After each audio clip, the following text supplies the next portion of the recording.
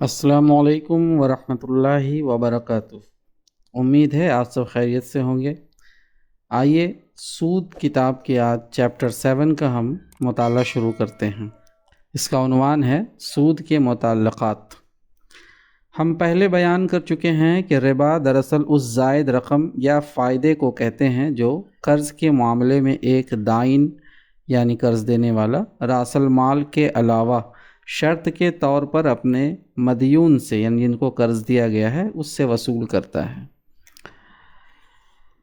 اصطلاح شرح میں اس کو ربا النصیر کہا جاتا ہے، یعنی وہ ربا جو قرض کے معاملے میں لیا اور دیا جائے۔ قرآن مجید میں اسی کو حرام کیا گیا ہے۔ اس کی حرمت پر تمام امت کا اتفاق ہے، اس میں کبھی کسی شک و شبہ نے راہ نہیں پائی۔ لیکن شریعت اسلامی کے قواعد میں سے ایک قاعدہ یہ بھی ہے کہ جس چیز کو حرام کیا جاتا ہے اس کی طرف جانے کے جتنے راستے ممکن ہیں ان سب کو بند کر دیا جاتا ہے، بلکہ اس کی طرف پیش قدمی کی ابتدا جس مقام سے ہوتی ہے وہیں روک لگا دی جاتی ہے تاکہ انسان اس کے قریب بھی نہ جانے پائے۔ نبی صلی اللہ علیہ وسلم نے اس فائدے کو ایک لطیف مثال میں بیان فرمایا ہے۔ عرب کی اصطلاح میں حما اس چراگاہ کو کہتے ہیں جو کسی شخص نے اپنے جانوروں کے لیے مخصوص کر لی ہو اور جس میں دوسروں کے لیے اپنے جانور چرانا منع ہو۔ حضور صلی اللہ علیہ وسلم فرماتے ہیں کہ ہر بادشاہ کی ایک حما ہوتی ہے اور اللہ تعالیٰ کی حما اس کے وہ حدود ہیں جن سے باہر قدم نکالنے کو اس نے حرام قرار دیا ہے۔ جو جانور حما کے ارد گرد چرتا پھرتا ہے بعید نہیں کہ کسی وقت چرتے چرتے وہ حما کے حدود میں بھی داخل ہو جائے۔ اسی طرح جو شخص اللہ تعالیٰ کی حما یعنی اس کے حدود کے اطراف میں چکر لگاتا رہتا ہے اس کے لیے ہر وقت یہ خطرہ ہے کہ کب اس کا پاؤں پھسل جائے اور وہ حرام میں مبتلا ہو جائے۔ لہٰذا جو امور حلال و حرام کے درمیان واسطہ ہیں ان سے بھی پرہیز لازم ہے تاکہ تمہارا دین محفوظ رہے۔ یہی مصلحت ہے جس کو مد نظر رکھ کر شارع حکیم نے ہر ممنوع چیز کے اطراف میں حرمت اور کراہیت کی ایک مضبوط باڑ لگا دی ہے اور ارتکاب ممنوعات کے ذرائع پر بھی ان کے قرب و بعد کے لحاظ سے سخت یا نرم پابندیاں عائد کر دی ہیں۔ سود کے مسئلے میں ابتدائی حکم صرف یہ تھا کہ قرض کے معاملات میں جو سودی لین دین ہوتا ہے وہ قطعاً حرام ہے۔ چنانچہ اسامہ بن زید سے جو حدیث مروی ہے اس میں حضور صلی اللہ علیہ وسلم کا ارشاد نقل کیا گیا ہے کہ سود صرف قرض کے معاملات میں ہے۔ اس پر ایک نوٹ مولانا نے لکھا ہے، حضرت عبداللہ ابن عباس رضی اللہ عنہ نے ابتدا میں اسی حدیث کی بنا پر یہ فتویٰ دیا تھا کہ سود صرف قرض کے معاملات میں ہے، دست بدست لین دین میں نہیں ہے، لیکن جب بعد میں ان کو متواتر روایات سے معلوم ہوا کہ حضور صلی اللہ علیہ وسلم نے نقد معاملات میں بھی تفاضل کو منع فرمایا ہے تو انہوں نے اپنے پہلے قول سے رجوع کر لیا۔ چنانچہ حضرت جابر رضی اللہ عنہ کی روایت ہے کہ اسی طرح حاکم نے حیان الادوی کے طریق سے روایت کیا ہے کہ حضرت ابن عباس نے بعد میں اپنے سابق فتوے پر توبہ و استغفار کی اور نہایت سختی کے ساتھ ربا الفضل سے منع کرنے لگے۔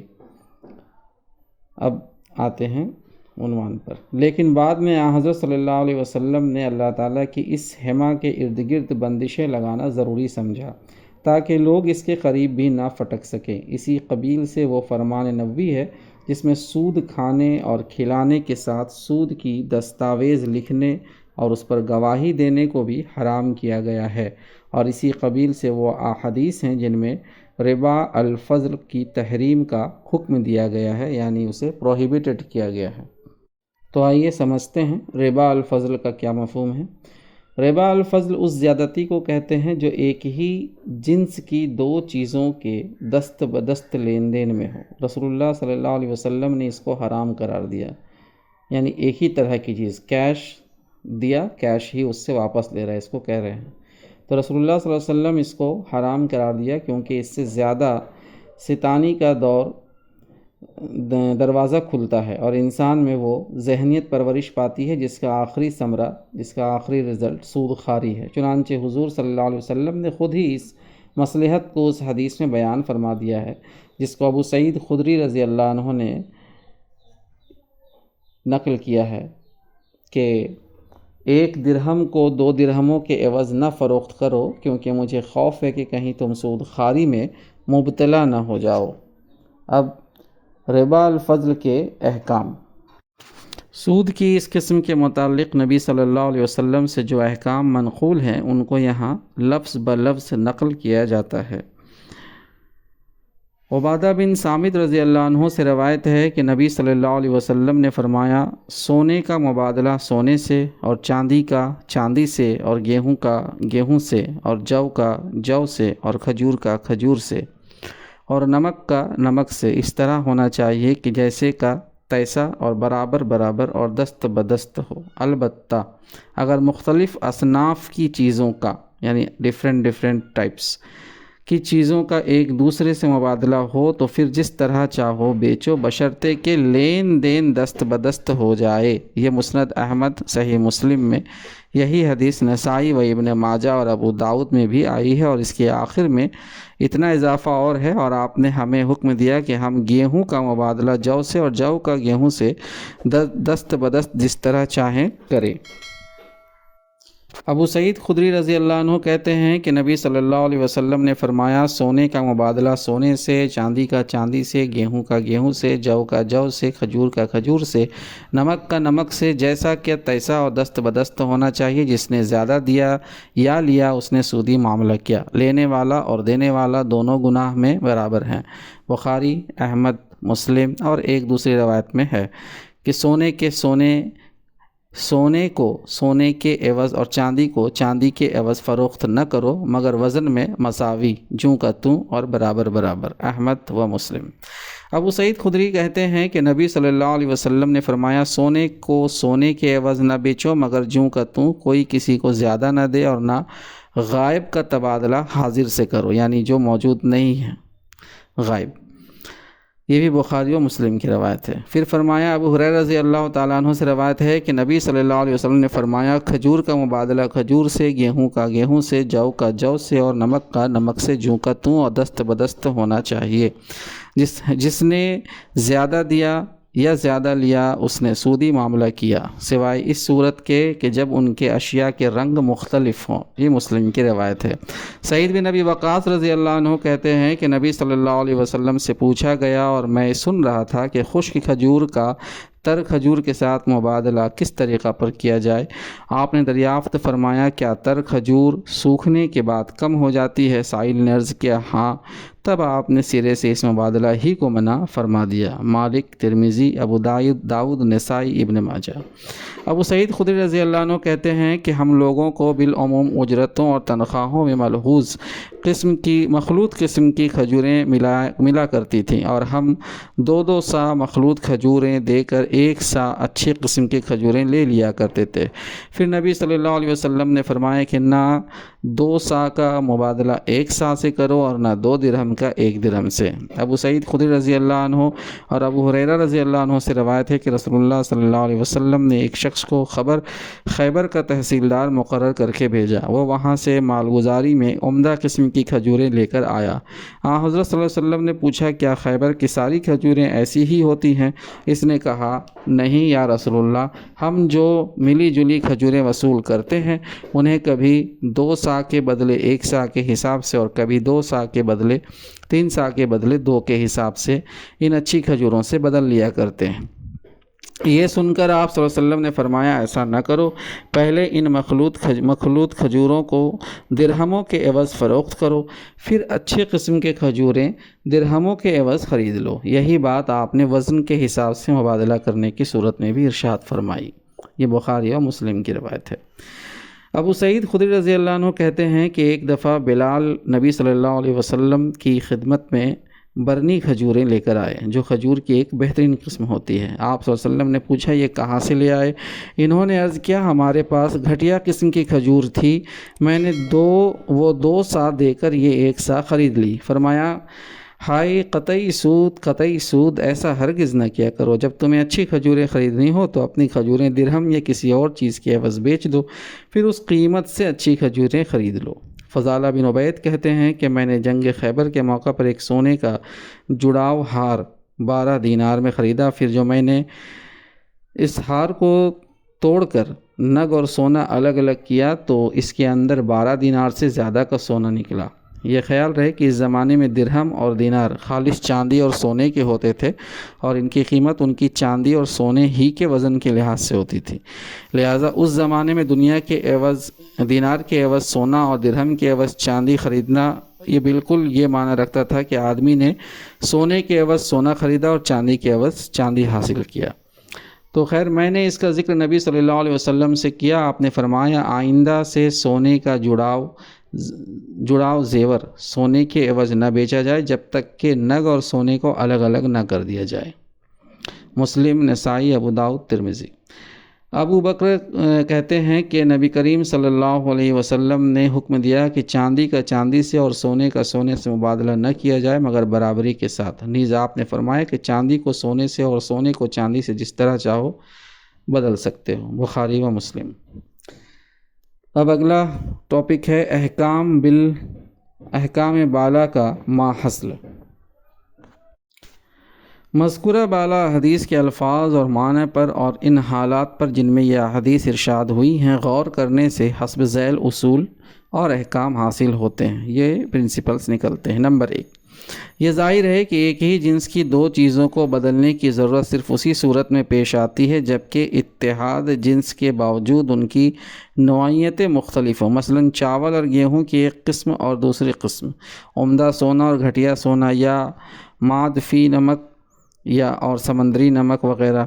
ان مختلف اقسام کی ہم جنس چیزوں کو ایک دوسرے کے ساتھ بدلنا اگرچہ بازار کے نرخ ہی کو ملحوظ رکھ کر ہو، بہرحال ان میں کمی بیشی کے ساتھ مبادلہ کرنے سے اس ذہنیت کے پرورش پانے کا اندیشہ ہے جو بالآخر سودخواری اور ناجائز نفع اندوزی تک جا پہنچتی ہے۔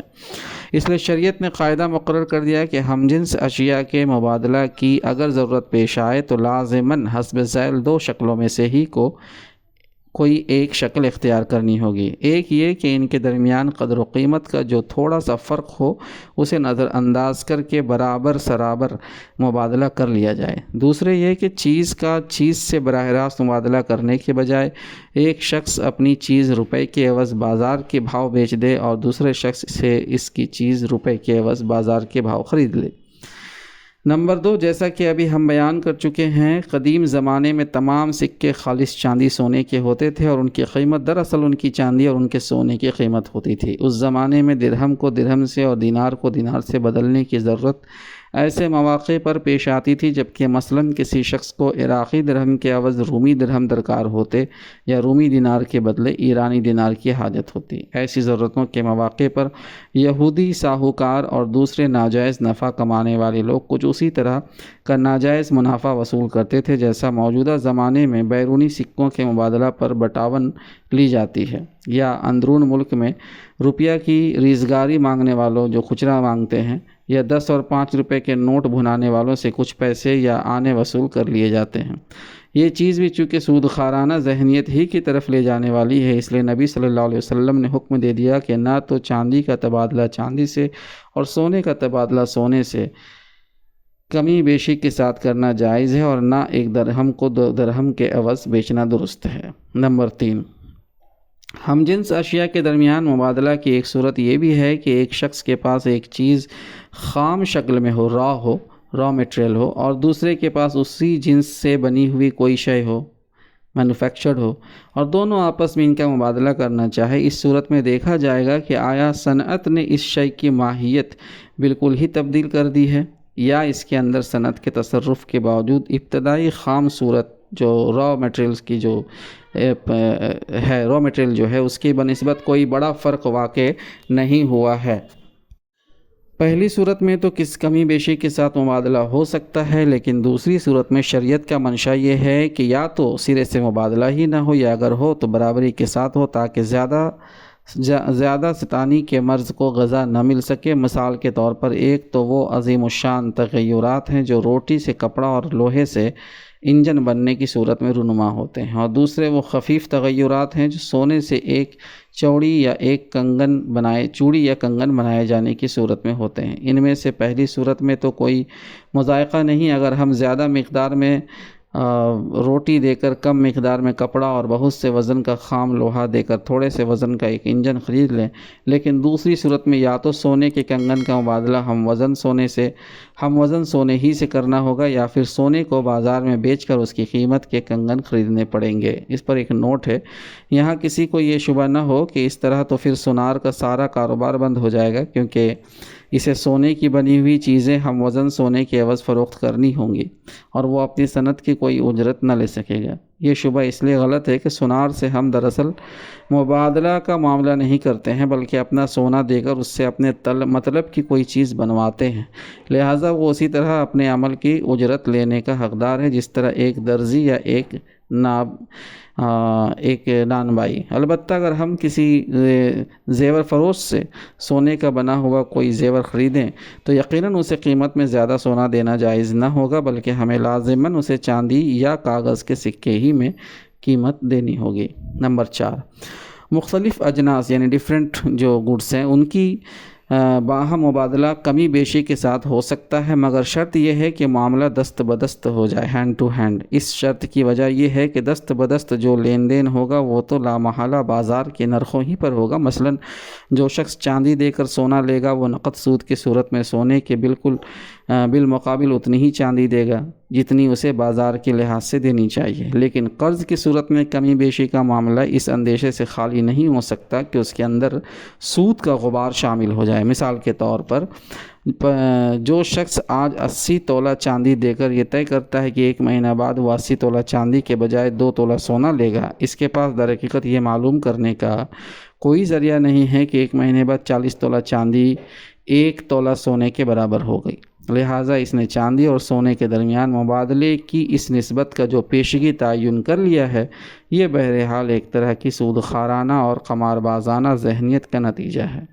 اور قرض لینے والے نے جو اسے قبول کیا تو اس نے بھی گویا جو جوا کھیلا کہ شاید ایک مہینے بعد سونے اور چاندی کی باہمی نسبت 40:1 کے بجائے 35:1 ہو۔ اسی بنا پر شارع نے یہ قانون مقرر کر دیا ہے کہ مختلف اجناس کا مبادلہ کمی بیشی کے ساتھ کرنا ہو تو وہ صرف دست بدست ہی ہو سکتا ہے۔ رہا قرض تو وہ لازماً 2 طریقوں میں سے کسی ایک طریقے پر ہونا چاہیے، یا تو جو چیز جتنی مقدار میں قرض دی گئی ہے وہی چیز اسی مقدار میں واپس قبول کی جائے، یا پھر معاملہ اجناس اور اشیاء کی شکل میں طے کرنے کے بجائے روپے کی شکل میں طے کیا جائے۔ مثلاً یہ کہ آج زید نے بکر سے 80 روپے یا 80 روپے کے گیہوں قرض لیے ہیں اور ایک مہینے بعد وہ بکر کو 80 روپے یا 80 روپے کے جو واپس دے گا۔ اس قانون کو ابو داؤد کی اس روایت میں بالکل واضح طور پر بیان کیا گیا ہے۔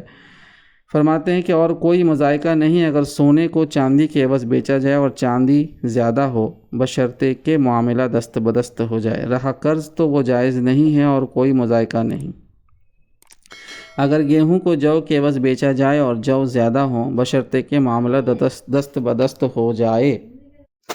رہا قرض تو وہ جائز نہیں ہے۔ اب حضرت عمر رضی اللہ تعالی عنہ کا قول۔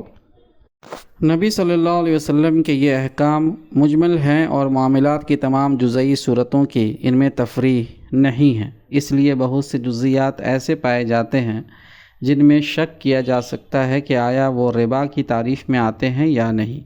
یہی بات ہے جس کی طرف حضرت عمر رضی اللہ عنہ نے اشارہ کیا ہے کہ آیت ربا قرآن کی ان آیات میں سے ہے جو آخر زمانہ میں نازل ہوئی ہیں، اور نبی صلی اللہ علیہ وسلم کا وصال ہو گیا قبل اس کے کہ آپ صلی اللہ علیہ وسلم اس کے تمام احکام ہم پر واضح فرماتے، لہٰذا تم اس چیز کو بھی چھوڑ دو جو یقیناً سود ہے، اور اس چیز کو بھی جس میں شبہ ہو یعنی ڈاؤٹ ہو۔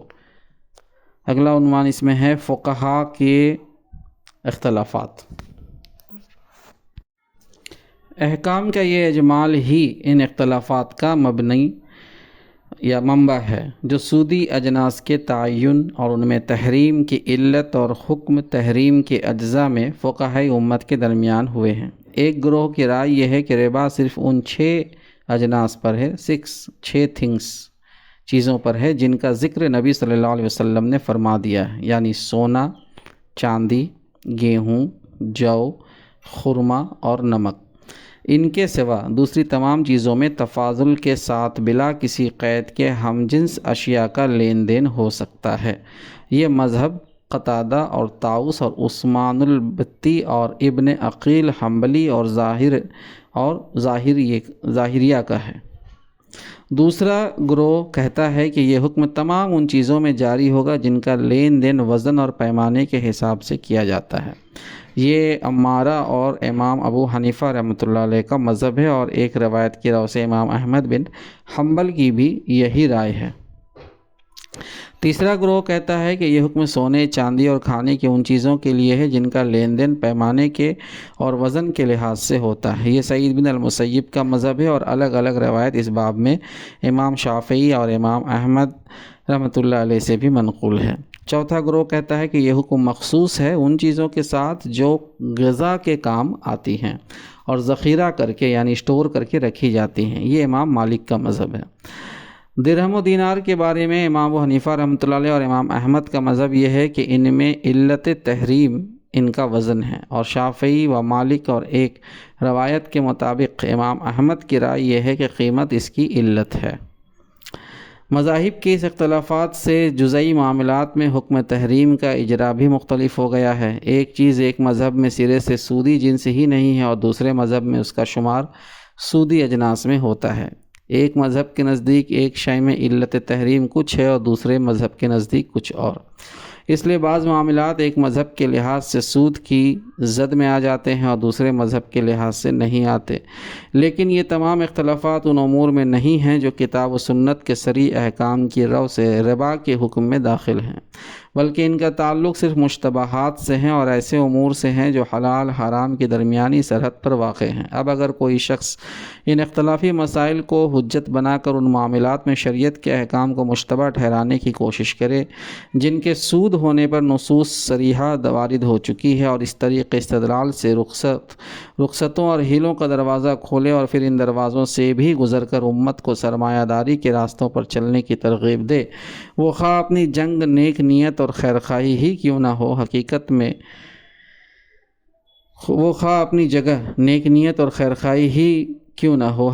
میں اس کا شمار ان لوگوں میں ہوگا جنہوں نے کتاب و سنت کو چھوڑ کر ظن و تخمین کی پیروی کی، خود بھی گمراہ ہوئے اور دوسروں کو بھی گمراہ کیا۔ اب ایک اور آخری عنوان اس چیپٹر کا ہے کہ جانوروں کے مبادلہ میں تفاضل۔ اس سلسلے میں یہ بات قابل ذکر ہے کہ ہم جنس اشیاء کے مبادلہ میں تفاضل کی ممانعت کا جو حکم دیا گیا ہے، اس سے جانور مستثنیٰ ہیں۔ ایک ہی جنس کے جانوروں کا مبادلہ ایک دوسرے کے ساتھ تفاضل کے ساتھ کیا جا سکتا ہے۔ نبی صلی اللہ علیہ وسلم نے خود کیا ہے، اور آپ کے بعد صحابہ رضی اللہ عنہ اجمعین نے بھی کیا ہے۔ اس کی وجہ یہ ہے کہ جانور اور جانور میں قدر و قیمت کے اعتبار سے بہت بڑا فرق ہوتا ہے۔ مثلا ایک معمولی قسم کا گھوڑا اور ایک اعلیٰ نسل کا گھوڑا جو ریس میں دوڑایا جاتا ہے، یا ایک عام کتا اور ایک اعلیٰ قسم کا کتا، ان کی قیمتوں میں اتنا فرق ہوتا ہے کہ ایک جانور کا تبادلہ اسی جنس کے 100 جانوروں سے بھی کیا جا سکتا ہے۔ تو سامعین، یہ تھا آج کا ہمارا مطالعہ۔ امید کرتا ہوں کہ آپ کو اس سے فائدہ ہو رہا ہوگا، اور آپ کے مطالعے میں اضافہ بھی ہو رہا ہوگا، آپ کے علم میں اضافہ ہو رہا ہوگا۔ دعا ہے اللہ تعالیٰ سے کہ اللہ تعالیٰ ہم سب کو وہ علم نافع عطا فرمائے جو ہمارے لیے دنیا اور آخرت دونوں میں فائدہ پہنچائے۔ جزاک اللہ خیر۔